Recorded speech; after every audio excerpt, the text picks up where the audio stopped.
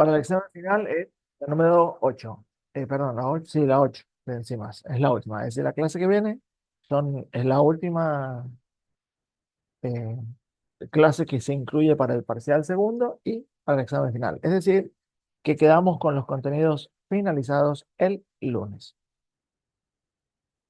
El martes, repaso de la clase, preguntas de la clase anterior, repaso integrador, y el día jueves agregamos adicionalmente, el jueves 31 agregamos una clase de consulta. Seguramente esa clase de consulta va a ser como a las 19:30 más o menos, porque ya tengo planificadas otras clases. Termino a las 19, me tomo unos 20 minutos para dar una vuelta al escritorio y a la silla, y literal, y nos juntamos tipo 19:30, yo creo, un enlace y hacemos una clase de integración y repaso. No hay problema. Si a ustedes eso les suma, lo hacemos. Si hay un alumno, lo hago. Si hay dos, lo hago. Y si hay 100, lo hago. No sé. Leo comentarios. Leo comentarios. ¿Qué les parece de la consulta adicional del día jueves? ¿Es un sí? ¿Es un sí o no? A ver. Listo. Con que uno diga sí, listo, ya está. Bueno, entonces comprometido. Cualquier cosa el martes, por favor, el martes anterior me lo recuerdan. Profe, no olvide el jueves, ¿ok? No hay problema. Listo, entonces hacemos así. Agregamos una clase de consulta de repaso integrador, nos juntamos una hora, 40 minutos, charlamos, ustedes vayan viendo qué cosas les quedan colgadas. Yo sería de la idea, si a ustedes les parece, que el martes que viene veamos, no sé, el martes que viene podríamos hacer, si quieren, o lo hacemos el jueves 31, problemas de pH y consulta. Es decir, resolvemos un problema completo y seguimos revisando la bibliografía. Y si hoy no tienen preguntas formales, me gustaría comenzar a revisar el hilo conductor de los temas. ¿Quieres que comencemos con eso?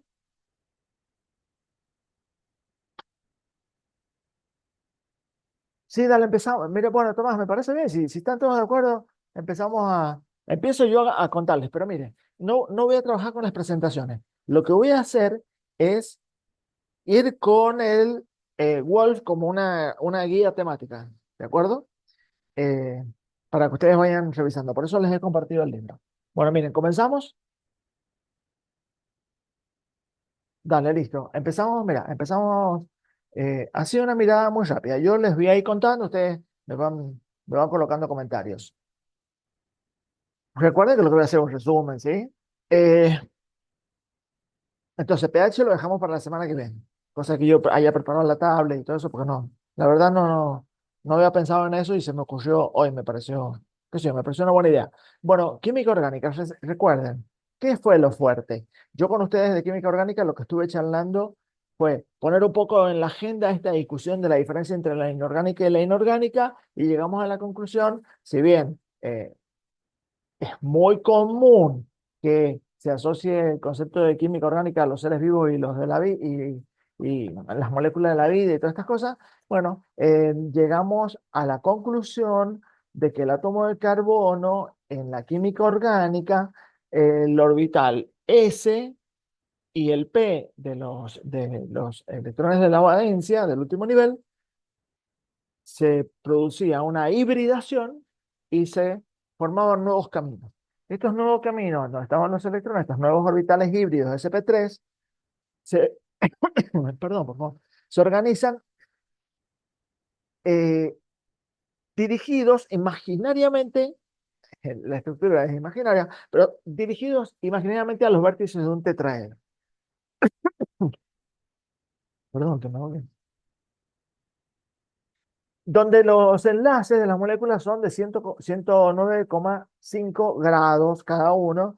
Entonces, esto es lo que le permitía tener esta gran particularidad de la química orgánica, la forma en el espacio, la complejidad en el espacio, y aparecían nuevas isomerías, grupos funcionales, bueno, un montón de cosas que hacen a las bases de la química orgánica. Entonces, átomo de carbono, hibridación sp3. Recuerden que yo les dije que el enlace simple era cuando se unían por los vértices, el doble se unían por la arista, y cuando se unía estas pirámides por la arista, se generaba un plano imaginario en donde los enlaces quedaban por arriba y por abajo, los enlaces. Entonces ahí teníamos que definir una isomería, que era la isomería cis, isomería trans, ya lo vamos a revisar. Y después, el enlace triple era que la pirámide se unía por tres vértices, es decir, por una cara. A medida que aumentamos la complejidad de unión, la molécula es cada vez más rígida, por supuesto, ¿no?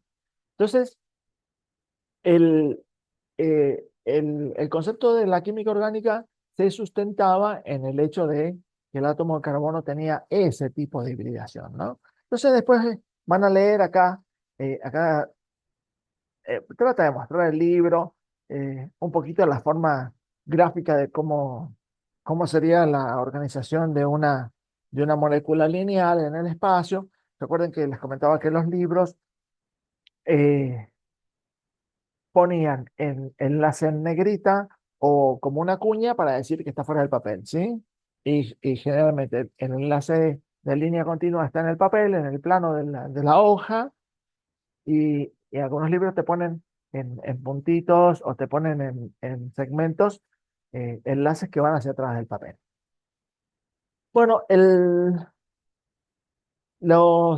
recuerden que el concepto de compuestos saturados o insaturados cuando son hidrocarbonados o hidrocarburos tenía que ver saturado con que todas las valencias que no están unidas a un carbono están completadas con hidrógeno, ¿sí? Y las insaturadas que poseían dobles enlaces o triples enlaces.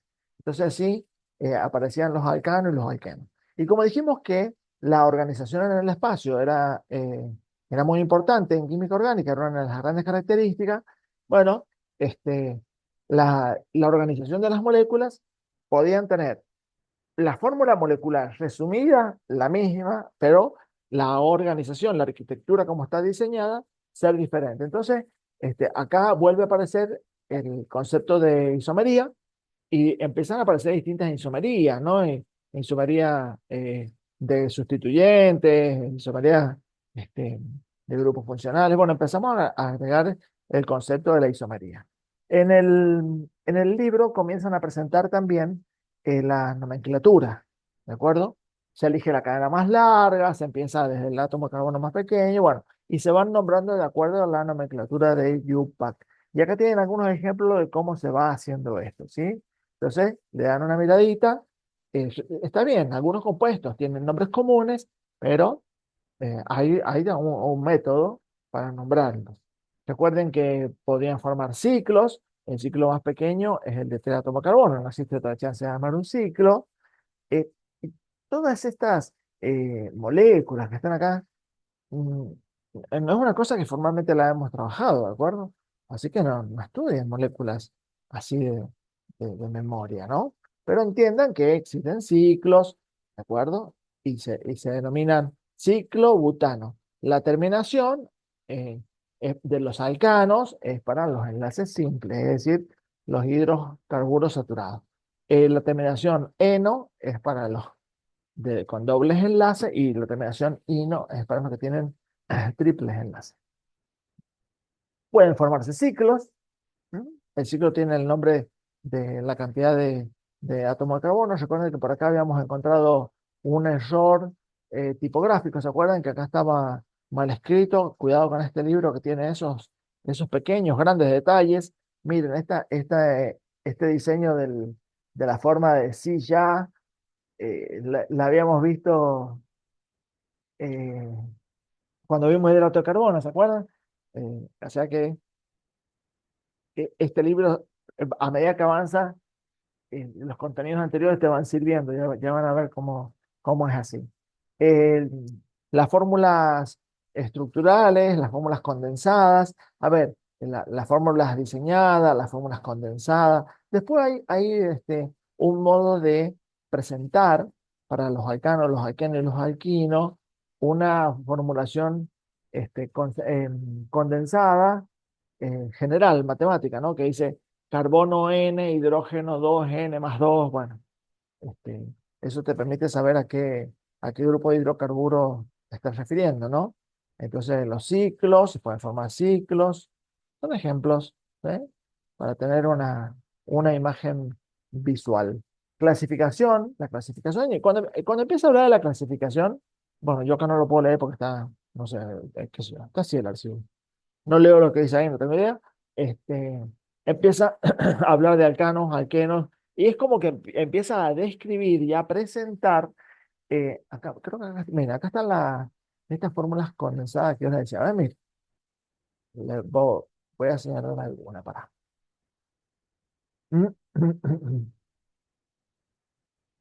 Ya a esta hora ya no tengo garganta. Miren, ven, carbono N, hidrógeno 2N. ¿Sí? ¿Lo ven? Para los alquinos. Para los alquinos tenés otra fórmula. Acá tenés, ¿viste? Carbono sub N, hidrógeno 2N-2. Bueno, hidrocarburos aromáticos. eh, acá hay ejemplos para conocer esto, ¿eh? Alcanos, alquenos, alquinos y aromáticos. Tengan en cuenta que los aromáticos son cíclicos que se caracterizan por tener dobles enlaces, uno de por medio, ¿de acuerdo? En algunos libros van a encontrar que el benceno y los compuestos del benceno están dibujados con un círculo acá. Este círculo quiere decir que escribir los dobles enlaces de esa manera o escribir los alternativos de otra, ¿sí? De la otra manera, es exactamente lo mismo. Es decir, el hecho de que los dobles enlaces estén escritos de una forma o de la otra, es lo mismo. Entonces, como el benceno puede hacer eso con los dobles enlaces, es que la van a encontrar que está dibujado con un círculo, ¿sí? Bueno, acá tienen algunos ejemplos, ¿no? Acá está, ¿ves? El benceno. Derivados hidrocarbonados, y acá empieza a presentar los grupos funcionales que yo al final del camino en este capítulo, yo siempre me quedo un poco así más detenido directamente en la tabla del grupo funcional. Ustedes tienen que leerlo en detalle. Un concepto que no tienen que olvidar es el grupo carbonilo, ¿de acuerdo? Este carbono doble enlace oxígeno. Recuerden que cuando hablamos de hidrato de carbono fue muy útil reconocer e identificar ese grupo funcional carbonilo, porque, bueno, porque ahí es donde aplica el carbono anomérico, ¿no? Y el enlace M-acetal. Entonces, bueno, es interesante reconocer este grupo funcional. Entonces, caminando por todo este circuito, está presentado acá, esta tabla resume en detalle lo que a mí me interesa, ¿sí? El alcohol, ¿cuál es el grupo alcohol? Recuerden que la R es un sustituyente, ¿no?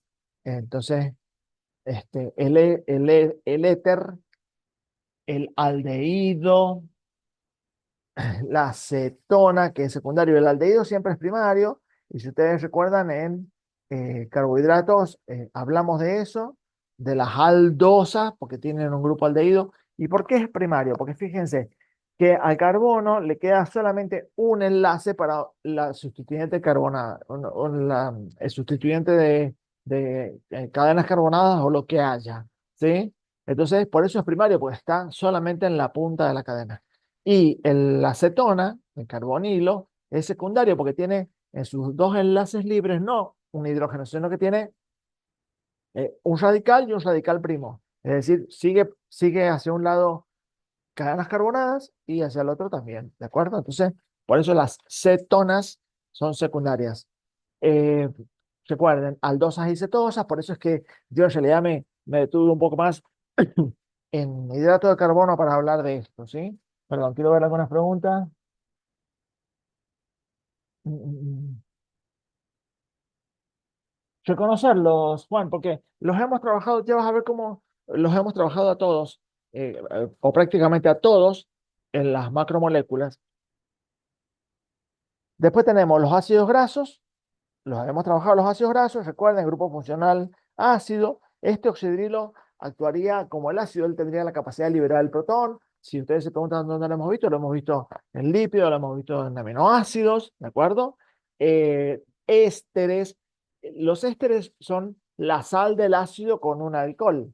Entonces, ustedes miran, acá el protón fue liberado y reaccionó con el grupo del alcohol. Entonces formó el éster, ¿de acuerdo? Acá está el éster. Entonces, si por ahí se preguntan, ¿de esto hemos hablado? ¿Lo hemos visto? Y sí, cuando hablamos de los ácidos grasos esterificados, ¿se acuerdan cuando los ácidos grasos se unen al glicerol, por ejemplo? Cuando hablamos del acilglicérido, diacilglicérido, triacilglicérido, fosfolípidos, bueno, hablamos de esterificación y tiene que ver con estos grupos funcionales que podemos reconocer. Después también aminas, sí, en algún momento hemos hablado, aminoácidos, ¿eh? Entonces, grupos aminos hemos trabajado, grupos aminos también, amidas, eh, y los aluros son aquellos que están mm, las cadenas carbonadas unidos a los halógenos, al grupo 7 de la tabla periódica. Y bueno, aparece este concepto del tiol y el tioéster. Los tioles es porque este, el grupo azufre hidrógeno eh, tiene cierta como una similitud con un alcohol, ¿eh? Con el oxígeno. Entonces, por eso se le llama alcohol. Entonces, cuando hablas de tío, estás hablando de el átomo de azufre, ¿de acuerdo? Y el éter, porque fíjate, se parece a este, ¿no? Nada más que en vez de estar unido con un oxígeno, está unido con el azufre. Si ustedes se preguntan si esto lo vieron, estoy seguro que lo han visto en ADN, ARN, todas estas moléculas de biología, ¿de acuerdo? Entonces, hasta acá, ese capítulo de química orgánica, pero miren, quiero pasar así muy rápido por los otros, que yo les digo, léanlo porque te ayuda a comprender, o por ahí cuando vos lees las macromoléculas que hemos ido trabajando, y si no entienden qué reacciones producen, si es de oxidación, si es de alquilación, bueno, directamente vuelven a estos capítulos y acá está el detalle de qué significa lo que mencionan más adelante, ¿no? Entonces, una mirada general, una lectura comprensiva, simple, sin tener que volverse loco con detalles moleculares. Bueno, acá te permite, en nomenclatura de Canos, te permite reforzar lo que recién leímos en el capítulo de introducción a la química orgánica, te ayuda un poquito a reforzar estas representaciones de imágenes. Te muestran cómo elegís la cadena más larga, cómo denominas al sustituyente, y te va dando algunos ejemplos. ¿Ves? Acá te va presentando distintos modos de cómo se va eh, elaborando la nomenclatura en la química orgánica. Entonces, bueno, esto te permite afianzar los contenidos. No tienen que quedarse atrapados con estas moléculas tan complejas porque no creo que vayamos a trabajar eso. No es algo que nos hemos puesto a trabajar de una manera directa, ¿sí? Eh, pero bueno, acá vos ves la nomenclatura y sabes lo que UPAC está tratando de mostrar, ¿no? Que eso es lo interesante. ¿De acuerdo? Entonces, cuando vean la nomenclatura de UPAC, entiendan qué significan los números, qué significa este número dimensional tri y el sustituyente hepta, el número de átomos de carbono, ano, de los alcanos. ¿Está bien? Es decir, pretendo que tengan de esto una lectura comprensiva. Después aparecen los isómeros. Recuerden lo que yo les dije, que la organización en el espacio era importante. Bueno, aparece este concepto de la isomería. En este caso, fíjense que para en la misma molécula, la organización en el espacio es diferente. Entonces, por tanto, son isómeros, ¿sí? Entonces aparecen isomería espacial, isomería de grupos funcionales, ¿de acuerdo? eh, vayan teniendo esos conceptos. Eh, ¿Qué tipo de isomería conocen? No pretendo que se paren en un ejemplo molecular específico, ¿de acuerdo? Eh, bueno, que los alcanos también pueden formar ciclos, ¿de acuerdo? Pueden ser policíclicos, acá.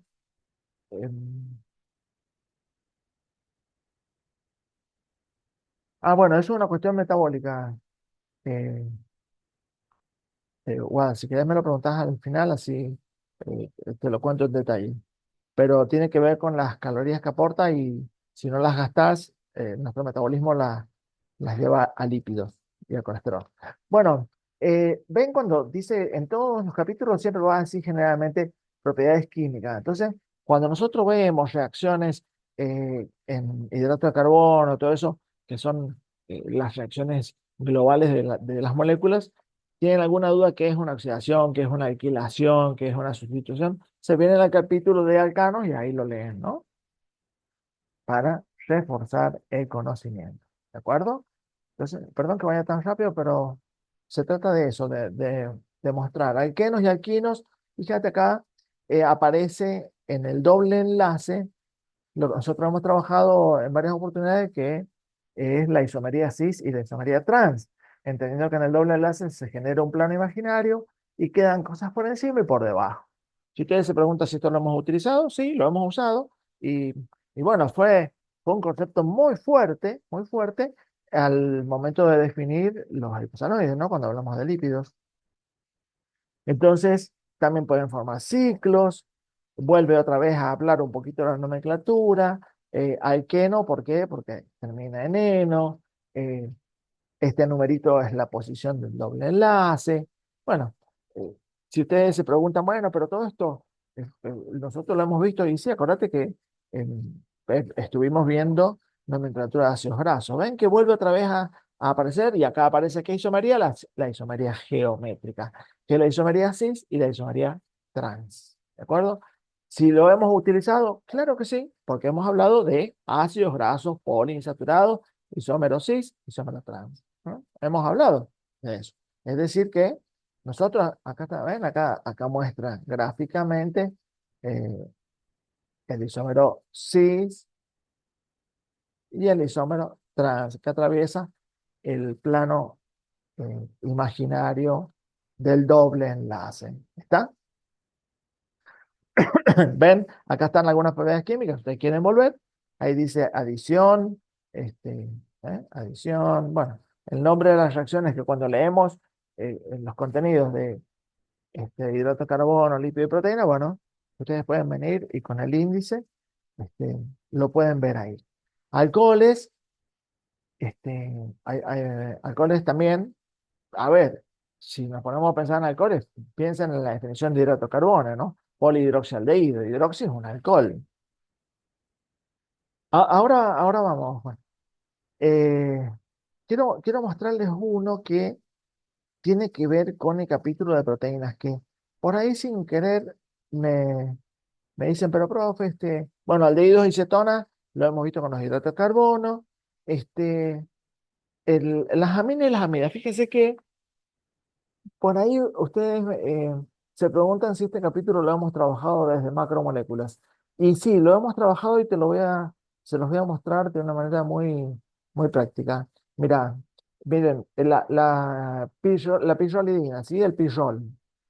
Cuando hablamos del grupo pirrol y yo hablé de el tetrapirrol cíclico que posee hierro, y que la molécula se denomina heme y que se encuentra dentro de la mioglobina o de la hemoglobina y que poseía un hierro en su interior y que fijaba el oxígeno, bueno, precisamente acá está. Es decir, que las hemoproteínas, que depende del metal que tenga dentro, los sustituyentes, son un tetrapirrol cíclico polisustituido que posee un metal. Fíjense que acá, por ejemplo, es muy importante esto, te está dando ejemplo de qué proteínas tienen este grupo, ¿ven? Anillos de porfirina. La hemoglobina, la mioglobina, la vitamina B12, la clorofila, los citocromos. Estos citocromos son también los de la cadena respiratoria, que lo han visto en biología. Así que no es un tema atípico. Por favor, reforcemos este concepto. La mioglobina almacena oxígeno y la hemoglobina transporta. Pregunta de Parchán. ¿Ok? Así que bueno, hasta ahí una vista general de estos capítulos que parece que no hemos visto, pero sin ninguna duda así fue. Vimos heterociclos. ¿Recuerden cuando hablamos de hidrato de carbono? Hablamos de heterociclos. Bueno, por favor, revísenlo. Un heterociclo es un ciclo que está formado al menos con un átomo diferente que el oxígeno. Pueden ser con nitrógeno, pueden ser con oxígeno, pueden ser con azufre. Son los heterociclos. ¿No? Y después estuvimos trabajando el concepto de hidratos de carbono. Ahí nos detuvimos formalmente a trabajar con hidrato de carbono. ¿Cuál fue el enfoque con el que comenzamos la clase? Fue definir la mínima estructura de un hidrato de carbono carbohidrato, que sería la polihidroxialdehído o polihidroxicetona. Después, a partir de aquí, de estas representaciones que tenemos ahora en la pantalla, hablamos de Fischer. Fischer, en la proyección de Fischer era una proyección lineal, en donde él reconocía que cada cosa tenía un lugar en el espacio. Él identifica que todos los hidratos de carbono poseen en su mayor cantidad esta última porción de la molécula. Entonces, él cuando identifica que el átomo de carbono que le otorga propiedades de estereoisomería y propiedades ópticas es el átomo de carbono que tiene cuatro sustituyentes diferentes que se denomina carbono quiral. Bueno, ahí agregamos esa palabra, ese concepto de carbono quiral.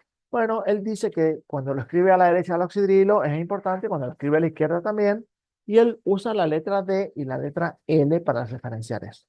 Entonces nosotros después fuimos avanzando con el tema, hablamos de la estereoisomería. ¿Se acuerdan que hablamos? O sea, este átomo de carbono te permitía, el carbono quiral, definir los estereoisómeros. Entonces dentro de la estereoisomería estaban los enantiómeros y dentro de los enantiómeros de distintas categorías, que eran la imagen especular no superponible, y también la característica de que tenían la capacidad de desviar el plano de la luz polarizada. Cuando trabajamos sobre este capítulo, yo les dije que este libro tiene errores, que por favor tengan mucho cuidado. Acá era una de las evidencias, miren, acá dice molécula aquiral. Oh, bueno, no lo puedo seleccionar. Moléculas aquiral, y fíjate que acá dice exactamente lo mismo, pero bueno, no es correcto, ¿no? Porque una son superponibles y otras no. Cuidado, cuidado. Hay que usar el concepto de entender que son moléculas quirales, las que tienen cuatro sustituyentes diferentes y por lo tanto son no superponibles. ¿Está bien? Eh, Cuando hablamos de la propiedad óptica, hablé yo del enfoque, de cómo es la luz, en el momento que es onda, ¿sí? Que viene el haz de luz en un complejo de ondas en 360 grados, y que el polarímetro lo que hace es específicamente filtrar tan solo una onda. Entonces, cuando esta onda incide sobre una solución de hidrato de carbono, que evidentemente posee carbono quiral, sufre al salir de la solución una modificación del plano de la luz polarizada, de manera tal que el hidrato de carbono puro logra rotar ese plano, lo mueve, lo desplaza, y eso se podía medir en el laboratorio con un polarímetro, y esa rotación podía ser hacia la derecha, vector rotatorio, o podría ser hacia la izquierda. Esa rotación, la específica, cuántos grados hacia la derecha o hacia la izquierda, recuerden que se determina en el laboratorio. Y bueno, esto había que referenciarlo en la nomenclatura, y como la letra D y la letra L ya estaba siendo utilizada, bueno, el concepto de dextro rotatorio se referencia con el más y el levo rotatorio se referencia con el signo menos. Entonces, la nomenclatura del hidrato de carbono lo íbamos construyendo, íbamos aumentando los detalles, ¿sí? DL más menos el nombre del monosacárido terminado en osa. Entonces íbamos construyendo cada vez con mayor complejidad la nomenclatura de los hidratos de carbono. Les mostré el polarímetro y después empezamos a trabajar. Yo les mostré una tabla de los monosacáridos en donde les dije que los monosacáridos se iban clasificando de acuerdo a la cantidad de átomos de carbono. En la diapositiva que yo les mostré estaban un poco reseñadas las más importantes. Miren, por ejemplo, acá ustedes ya se dan cuenta, a ver, las pentosas, perdón, en las pentosas, acá tenés, ves, la ribosa, la desoxirribosa. ¿Por qué tiene valor? Y bueno, porque acá está, ven, la ARN, el ATP, el ADN. Es decir, los monosacáridos de interés en el ser humano de interés biológico, ¿sí? Esos son los que van a tener que saber, porque después los van a tener que convertir en compuestos cíclicos. Las hexosas, que están muy bonitos, están en colores cuando yo se las presenté, ya sean aldosas o cetosas. Acá tenés un ejemplo de una aldosa. El hecho de que esté en carbono primario es un aldehído, y acá el carbonilo está en carbono secundario, ¿sí? Miren. Entonces eso es una cetosa, ¿de acuerdo? Una vez que trabajamos con eso, empezamos eh, a, a revisar que la evidencia científica mostraba que los monosacáridos no estaban tan lineales como decía Fisher, sino que estaban en formato de ciclos. Entonces empezamos a definir e incorporamos el concepto de hemiacetal, que era la reacción entre el carbono carbonílico y el oxidrilo o grupo alcohol de carbono número 5. Entonces, el enlace intramolecular se lo conocía como enlace hemiacetal. Y esto le permitía a la molécula tomar una organización en el espacio de forma cíclica, constituyendo un heterociclo. ¿Por qué? Porque acá ven que un átomo es distinto que el carbono, por eso es un heterociclo, y vuelve a tomar valor lo que Fischer decía, que cuando escribía a la derecha las cosas era importante, cuando escribía a la izquierda también, porque en el plano de este ciclo las cosas quedaban por debajo y por arriba. Pero aparecía una pregunta de interés que era, bueno, bárbaro, pero el azar del átomo de carbono número 1, donde era el carbonilo, ahí se constituye un oxidrilo. Podía quedar hacia abajo o hacia arriba del plano, entonces era necesario referenciarlo. A ese átomo de carbono se le denomina carbono anomérico, y el oxidrilo que se constituye en él puede ser alfa cuando está hacia abajo del plano y beta cuando está hacia arriba.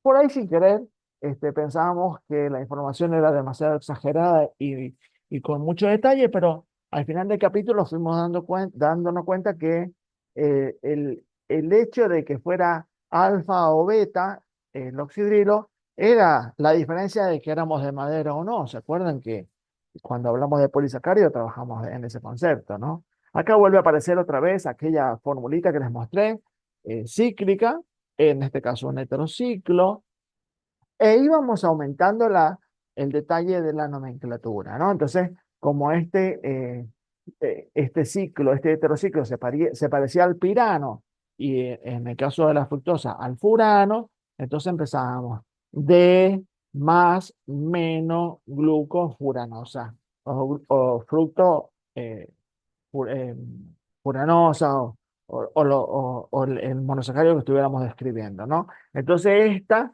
representación así cíclica, que es la que se encuentra con mayor porcentaje en la naturaleza, es la proyección de Howard. Una vez que aprendimos a reconocer estas estructuras cíclicas, empezamos a vincularlas y a conformar los disacáridos. Entonces, cuando eh, conformamos los disacáridos, empezamos a entender que el carbono anomérico mantenía una capacidad de poder reaccionar, y cuando se acercaba a un grupo alcohol de otro monosacárido formaba un enlace acetal, que se lo conoce como el enlace glicosídico o glucosídico. Bueno, de esa manera entendimos que las unidades de monosacáridos se podían polimerizar siempre y cuando había carbono anomérico disponible, ¿no?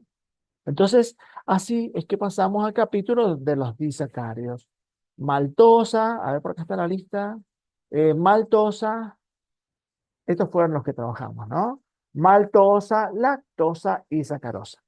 ¿Qué cosa era importante, básica? ¿Quién está unido con quién y por qué enlace glucosídico? ¿Sí? Alfa o beta, siempre del 1 con el 4, o en la sacarosa, el 1 con el 2. ¿Eh? Entonces, cuidado con la descripción de los disacáridos, es muy importante la descripción de los disacáridos, y también, acá lo van a leer, van a ver que los disacáridos que todavía contienen el carbono anomérico conservan la propiedad de ser reductores.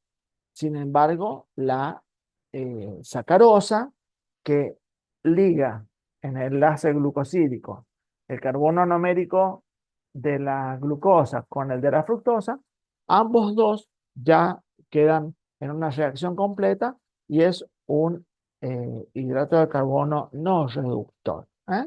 Después pasamos a los aminoácidos, perdón, a los polisacáridos, y con el mismo sustento del enlace acetalo glicosídico, fuimos uniendo más unidades de monosacáridos y fuimos describiendo poco a poco cómo se construía la estructura del almidón. Entonces el almidón, en resumen, estaba formado por unidades de glucosa con enlaces glicosídicos alfa 1,4 y ramificaciones alfa 1,6. Y yo puse en agenda la estructura del glucógeno, porque el almidón es del reino vegetal y el glucógeno es del reino animal. El glucógeno recuerden que la localización celular es muy importante.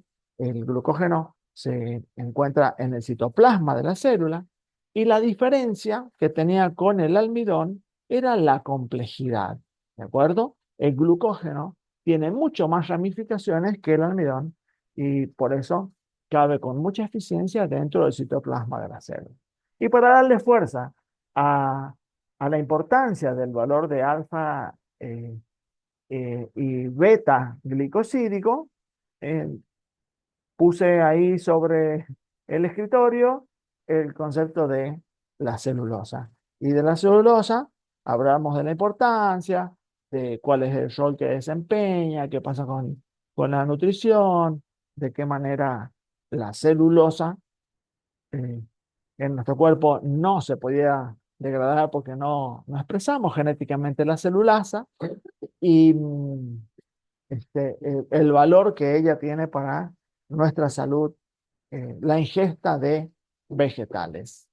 Y creo que hasta ahí llegamos con hidratos de carbono. Si bien después, más adelante, hablamos de que la secuencia de polisacáridos que tienen bueno, unidos los glucolípidos o las glucoproteínas eh, hacen a la identidad celular, bueno, eso lo íbamos agregando después a medida que avanzábamos con los otros capítulos, ¿de acuerdo? Pero el capítulo de hidrato de carbono tenía como propósito mostrar, comprender cuál es la estructura, comprender cómo se va armando la nomenclatura y una referencia mínima de cómo son los disacáridos y los polisacáridos. Así que bueno.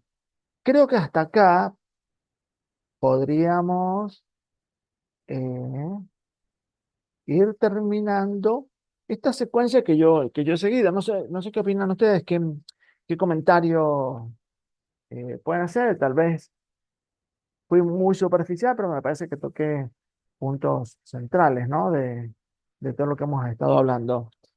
¿Comentarios, chicos?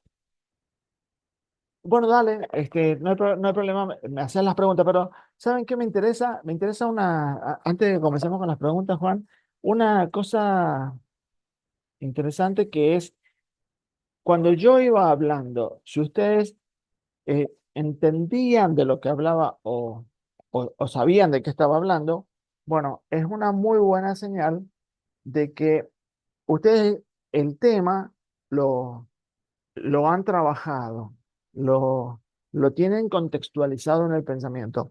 Lo que queda es comenzar a afianzar los detalles, ¿de acuerdo? Entonces, si ustedes han sentido que en esta narrativa secuencial que yo iba avanzando sin parar, sabía de qué se trataba lo que yo estaba hablando, bueno, eso es una muy buena señal para cada uno de ustedes. Eso es lo que me interesa a mí, que ustedes puedan evaluar y hacer un diagnóstico de eso.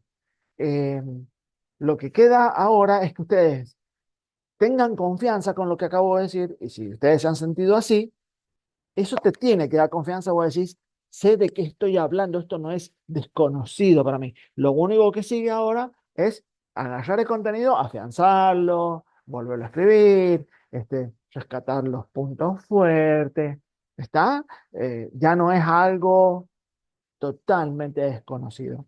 Entonces, si hemos logrado ahora en este diálogo así tan secuencial, que ustedes sepan de qué se trata esto, bueno, los felicito porque es el primer paso, no es que te tenés que sentar a estudiar y tratar de entender qué quiere decir todo esto.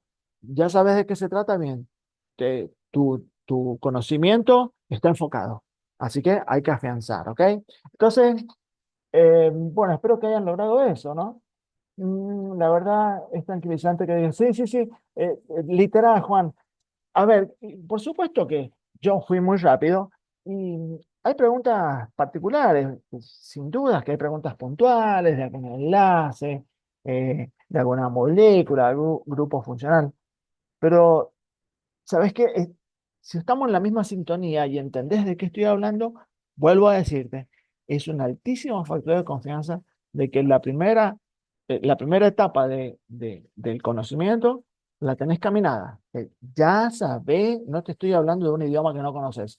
Sabés y entendés de qué estoy hablando. Ahora tenés que ponerlo en tus propias palabras. Eso quiere decir, bueno, agarrar cada tema puntualmente, leerlo con paciencia, reforzar. Entonces, es un factor que quiero que sepan que es parte del proceso de aprendizaje y si lo han alcanzado es una muy buena oportunidad para ustedes. ¿Sí? Ustedes son los únicos que pueden saberlo.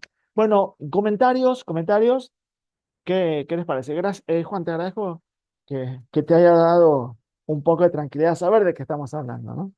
Eh, Está bueno eso, está muy bueno. Es lo que pretendo que le pase a todos. Bueno, ¿algún otro comentario? ¿Alguna inquietud?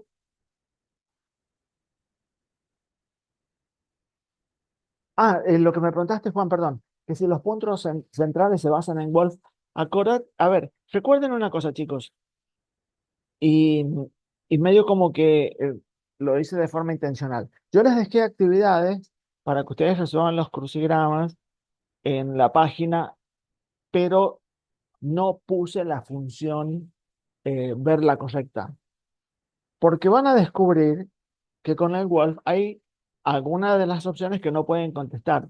Y lo que, a ver, voy a ser directo. Eso les va a pasar porque es la primera señal de que tienen que ir a ver en el Harper y en el Wolf. ¿Eh? Quiero invitarles a que hagan eso. No se queden con Wolf porque no va a alcanzar. Porque los errores que hay de transcripción acá en, en Wolf están totalmente salvados y están muy claritos en Harper. Está bueno. Bioquímica de Harper. Así como en algunas opciones de los crucigramas los he sacado de ahí para que vayan comparando el tema y haciendo una lectura comparativa entre los textos. Así que bueno, no sé, chicos, comentarios, los leo. ¿Hay algún comentario? No sé si les pareció amena la charla. ¿Qué es la electroforesis? Bárbaro. Mira, la electroforesis, te lo voy a hacer de una manera muy resumida. Electro, obviamente, que es electricidad, foresis es movimiento, ¿sí? Lo que se hace con la electroforesis es a un pH específico en una solución buffer del pH perfectamente conocido, en donde vos, gracias a los puntos isoeléctricos, sabés qué carga eléctrica tienen los aminoácidos, porque acuérdate que los aminoácidos son anfóteros, ¿no? Tienen estas moléculas dipolares que pueden ser neutras o pueden ser positivas o negativas. Entonces, ¿qué es lo que vos haces con eso? Vos los corres sobre un soporte eh, gelatinoso. ¿Por qué gelatinoso? Porque conecta los dos electrodos con el líquido. Entonces, de esa manera, los electrodos, perdón, los aminoácidos que están cargados por el pH que vos elegiste, se van a ir moviendo hacia el polo opuesto. De esa manera, vos vas a lograr separar e identificar todos los aminoácidos que tenés en esa muestra. Eso es una electroforesis de los aminoácidos. Hacerlos caminar para que se separen con la electricidad, ¿sí? Y todo eso está sustentado en el pH del entorno donde vos estás trabajando, que vos como investigador lo definís, porque hay tablas para eso. Carbohidratos, proteínas, lípidos y enzimas, reforzamos con los demás libros, pero los temas, sí, sí, sí, por favor, sí, sí, tal cual. Carbohidratos, proteínas, lípidos y enzimas, sí, tiene, mira, enzimas, lo vas a ver el lunes. No, igual, eh, no son ni los 3 primeros minutos de la clase, ¿sí? Así que, eh, si bien yo voy a usar como guía el Wall, el capítulo encima está muy sustentado en Harper, ¿de acuerdo? Porque en Harper van a ver cinética enzimática, mecanismos de control, retrocontrol, retroinhibición, que bueno, son temas que están ahí en ese libro. Así que a encontrar el Harper y a amigarse con él, ¿sí? Bueno, más comentarios, chicos. Más comentarios, más comentarios.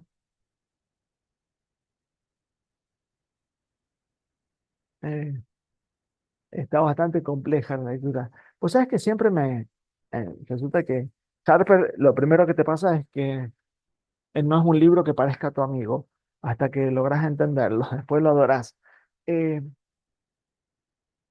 Fíjate que proteínas de Harper, yo tomaría, por ejemplo, la clasificación de, a ver, yo tomaría los temas de Wolf y vería cómo los describe Harper. Por ejemplo, cómo habla más específicamente de la albúmina, cómo habla de las globulinas, em, qué pasa con los anticuerpos, las inmunoglobulinas, cuál es el rol de algunas proteínas de transporte, de almacenamiento, saber cuáles son.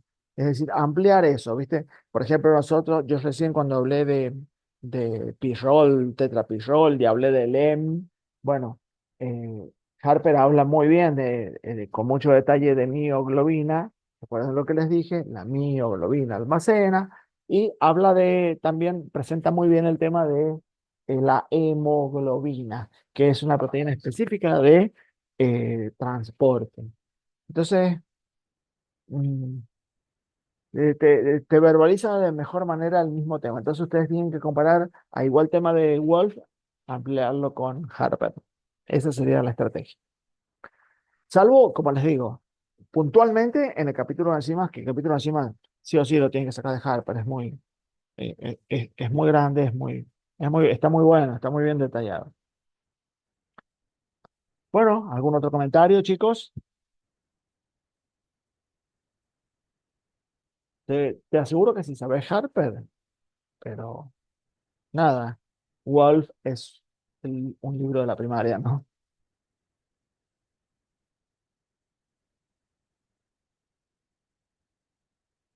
Los temas que nos salgan en el Wolf, que estén en el Harper, igual los estudiamos. Por ejemplo, acuérdate que la guía temática mínima, la guía temática para aprobar básica, básica, básica, básica es Wolf. La diferencia para ingresar en el examen final por orden de mérito y puntaje es haber ampliado por Harper y Feducci. Son esos pequeños detalles. Comentarios. El electroforesis, fíjate que este, el para qué sirve. No. No entres en un enfoque bioquímico. No, no quiero que quedes atrapado en eso.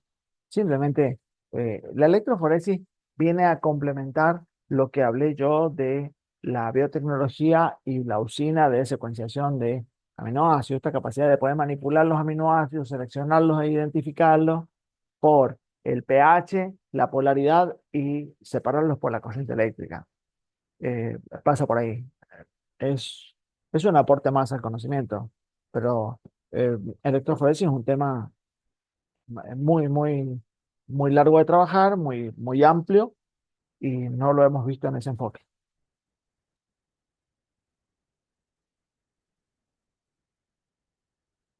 No, dominios, no, no, es extremadamente molecular. Eso lo vamos a trabajar en primer año, ¿sí?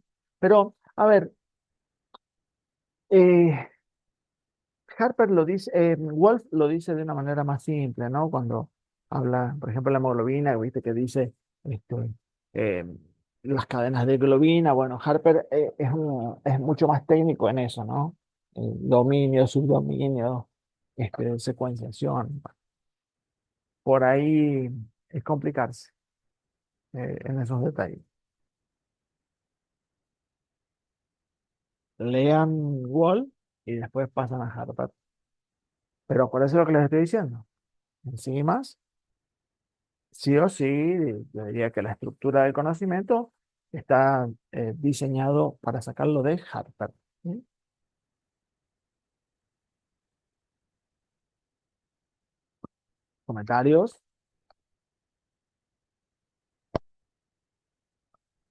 Comentarios, comentarios. ¿Les parece que vayamos terminando por acá? Que deje de grabar. ¿Ya? Ya no son tan largos videos. Vamos a dejar de grabar.